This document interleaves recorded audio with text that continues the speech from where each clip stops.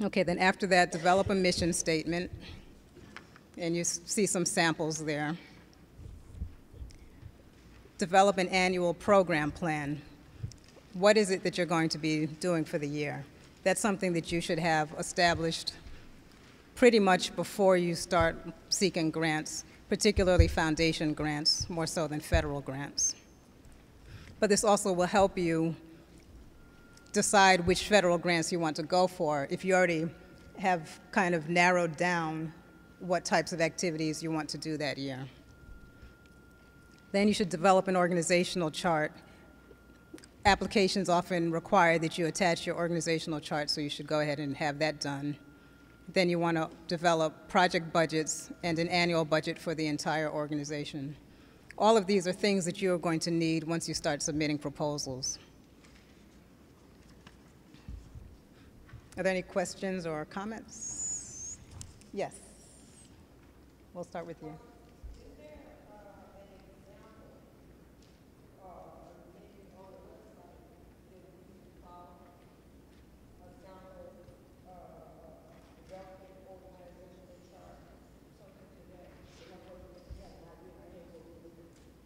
Okay, she asked whether or not there's a sample organizational chart on the website or so forth that could be looked at.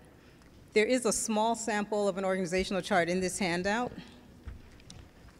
Actually, I think there are two in here. So you can look at that, but something else that you may want to do is the Foundation Center has all kinds of materials for nonprofit organizations, and their website is listed here. So you could go to that website to get information on all kinds of matters that nonprofit organizations have to deal with. Was there, yes?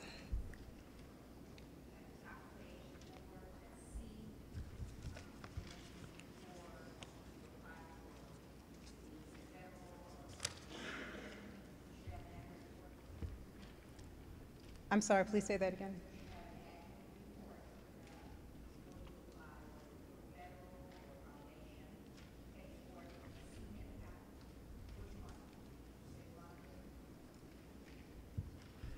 I'm sorry, I didn't hear the end of your question.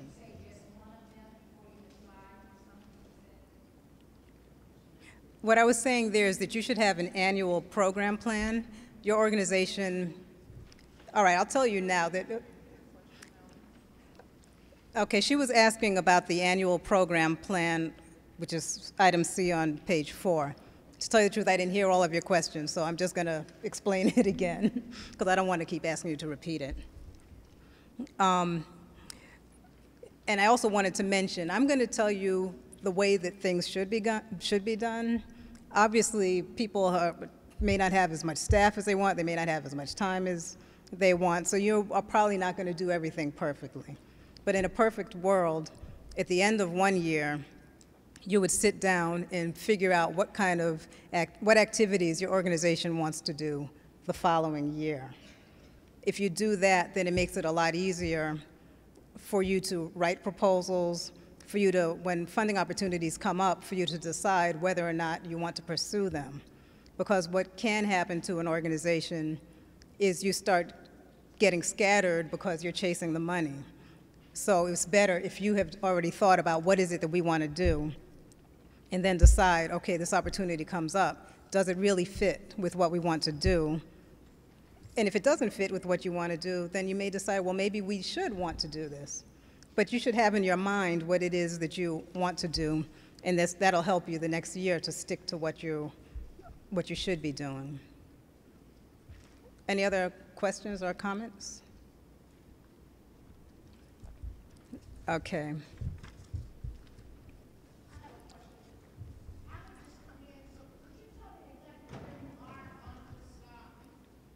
Okay. I'm in the document that says Grant Seeking Basics for Beginners. And well, we were on page 4. I'm going to flip over to page 5. Unless people, if I'm going too fast and you want me to give more details about anything, then please stop me. On page 5, there's an annual program plan. Now, this is just a sample, and this, you obviously don't have to do it this way, but this gives you a sample of one particular program. Now, your organization may have several programs, so you'd want to do one of these for each program, where you have the list, the name of the program, what's the goal of the program, which is the general goal of it, objectives, which are more specific outcomes that you want to meet, what the target populations are, or it may just be one target population, where the activity is going to happen, are you collaborating with other organizations? And I'll stop and mention here that most funders now really would like to see organizations collaborate rather than having 10 different organizations doing the same thing. It's a lot more cost effective if you work together, or if you have complementary services that one organization provides, let's say job training, and the other organization helps those people with housing assistance, but that you all work together. That's really looked positively on. Okay, primary personnel. Something I will mention about this is oftentimes in your budget, you will give a percentage of, let's just stick with the executive director, a percentage of their salary going toward a particular project. So you may have two projects and you want to have, let's say 40% of the salary going to one project because 40% of the executive's time is going there, 40% to another project, and then 20% is just general administrative. This becomes important because you don't want to end up having somebody's salary allocated, 250% when you add up all the different programs you have. So you really need to pay attention to this when you're doing your program plans, how realistic it is for a staff person to be working on how many different programs and what the amount of time will add up to.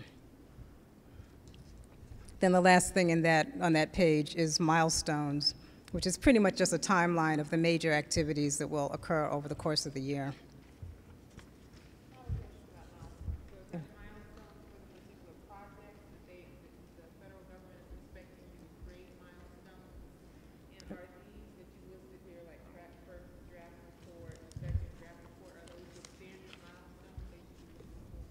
Okay, the question was, were these milestones just for federal grants?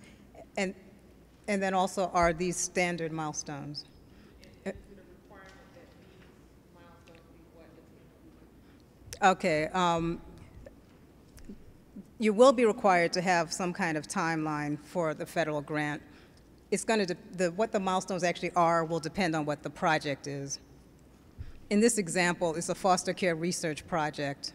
So there's data collection and writing, drafting a report, and so forth. But your project might be something entirely different, like giving, job training to ex-offenders.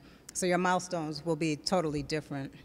But you will have to come up with some kind of timeline for how you're going to complete the project. Okay, the next page 6 is just a sample organizational chart.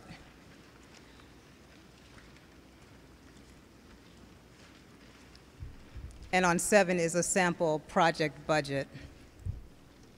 Now, I'll mention here, this budget is more for either a foundation grant or for your internal use, because the federal government has specific forms that you would have to fill out rather than doing your own format.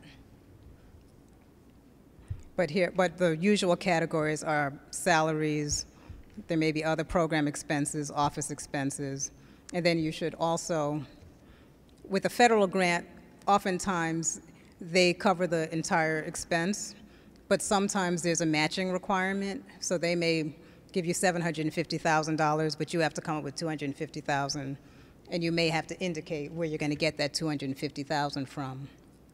So that's something that you would have to think through.